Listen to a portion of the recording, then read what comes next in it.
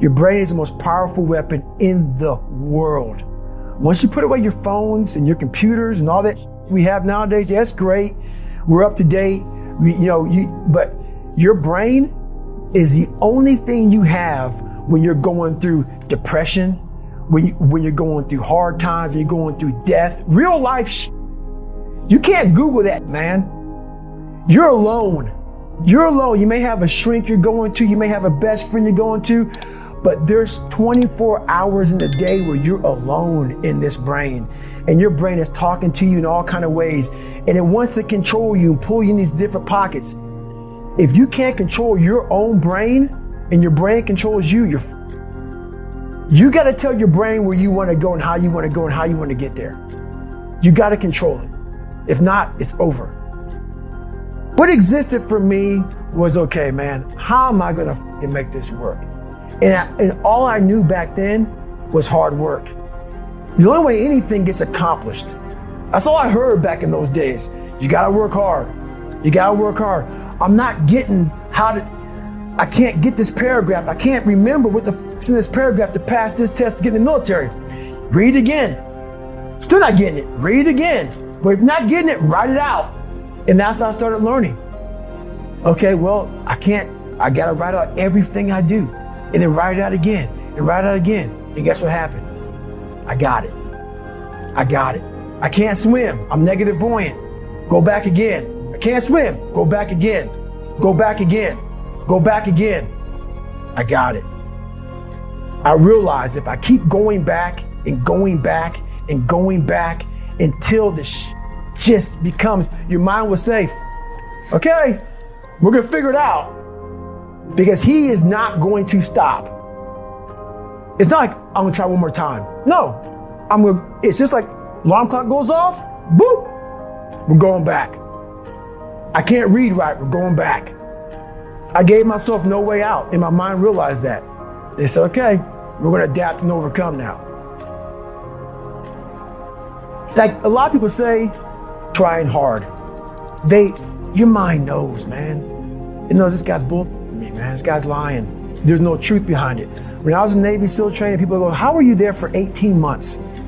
The program was only 6 months long. You were in 3 hell weeks in 1 year. No one's ever done that. How did you do that?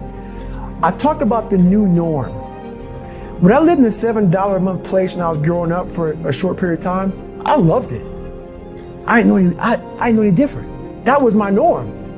Once we moved out of that place, we moved to a $236 a month place. I was like, I never want to go back to that little piece of shit. But if you go back to that $7 a month place and you realize this is where I live, this is all I got, your mind says, roger that, this is home.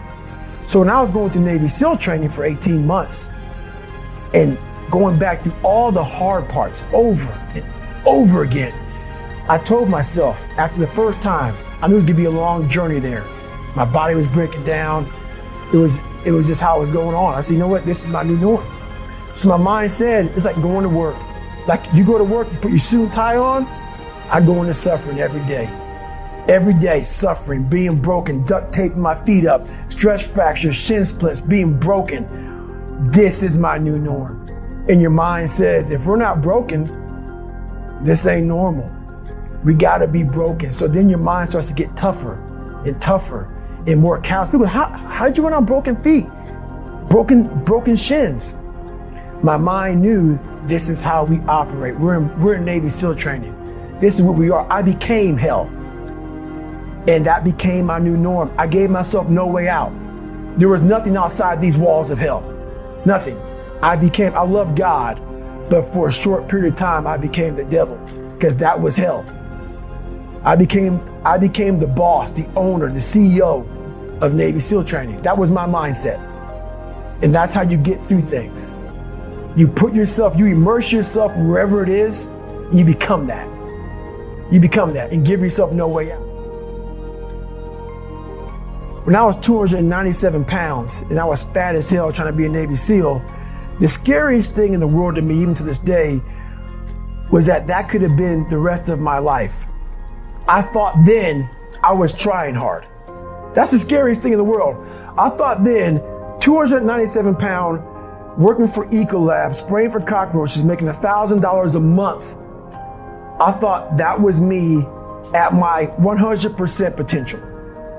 Come to find out, a few years later, I wasn't anywhere near that. 106 pounds less, graduated Navy SEAL training, went on to do all these other things. Looking back on that, that was me trying hard. That's why people gotta understand, what is in us, we have no idea until we start trying hard. And I mean really trying hard, where you're obsessed with, hey, this is my new norm. My new norm is that, wow, this isn't always fun.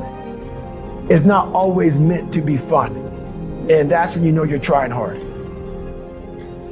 People hear my story and think this guy's sadistic. I realized how the brain works. I figured out how the brain works. I'm a scared kid, and that's what gives me so much power. I had no foundation, and I built this off of just researching the mind. The feeling you get is basically invincibility. You realize that you can't do it all the time.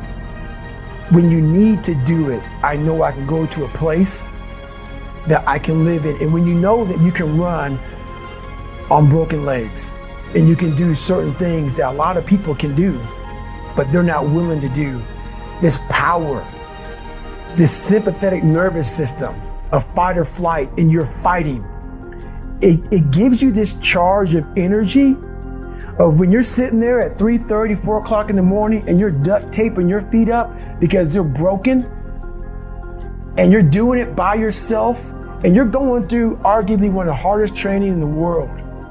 And these guys, most of them are healthy, and you're going through it broken, and you're already at a disadvantage, but you're still there. You can feed into that and tap into that for a lot of power. But if you look at it, well, I'm broken, man. I'm not gonna make it.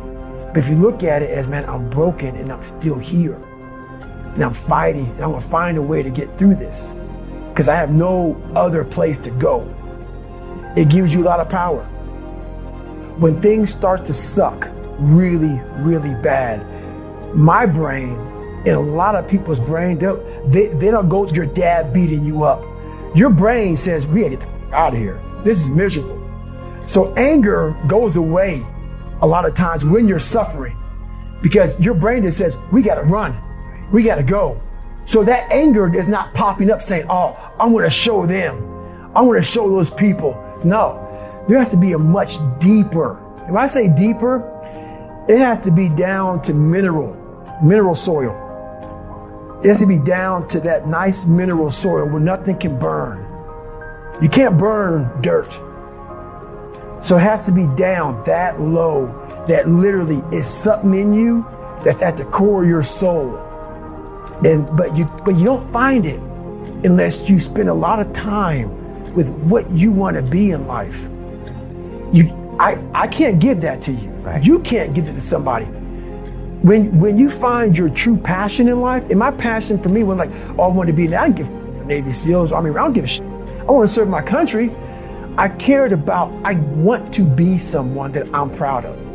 I want to look at myself in the mirror because I was so disappointed. That accountability mirror I talk about, I was so disappointed in what I saw every day. I wanted everybody to love David Goggins. And a lot of people did. I didn't love myself. But I knew a lot of us want to find peace first. So people say, man, you always talk about this suffering and pain. I'm at peace right now because I went through that.